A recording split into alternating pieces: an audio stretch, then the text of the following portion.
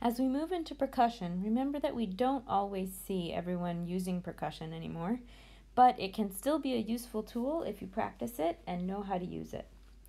When you percuss, there are a few things you're looking for. First is just the general tone of that percussion note as you listen. It should generally be timpani, although you might find some hyperresonance if there's a particularly large gastric air bubble. We can also use percussion to estimate the size and shape of both the liver and the spleen. It's definitely not an exact science, but we'll percuss down from the lungs and then up from the abdomen, and whatever dullness is in that space in between will be the organ that we're looking for. So, for example, if we were assessing the liver span using percussion, we would be percussing down through the rib cage, hearing resonance, resonance, and then we'd hit dull here. And then we'd come up from the abdomen and hear timpani, timpani, timpani, dullness. In order for these measurements to be standardized, we need to agree on what part of the liver we're going to percuss, because you can see it's wide over here and actually much narrower here at the midline.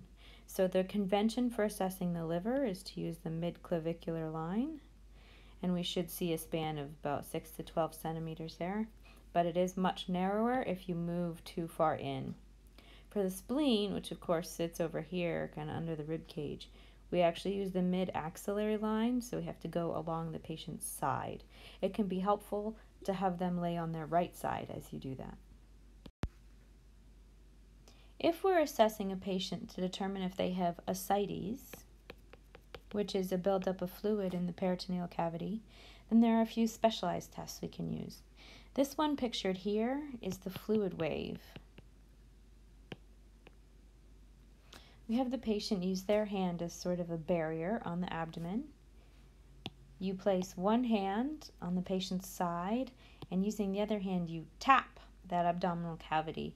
And if you feel the the wave come through and impact your hand on the other side, that's a positive finding, indicating that there is a fluid buildup there. The other test we could use is called shifting dullness.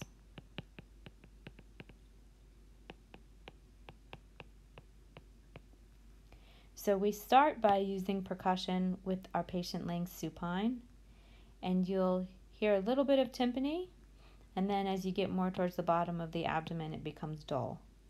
We then ask the patient to roll over and lay on their side, and now the timpani should be along what is now up, so the side, and the dullness will now be down along the opposite side.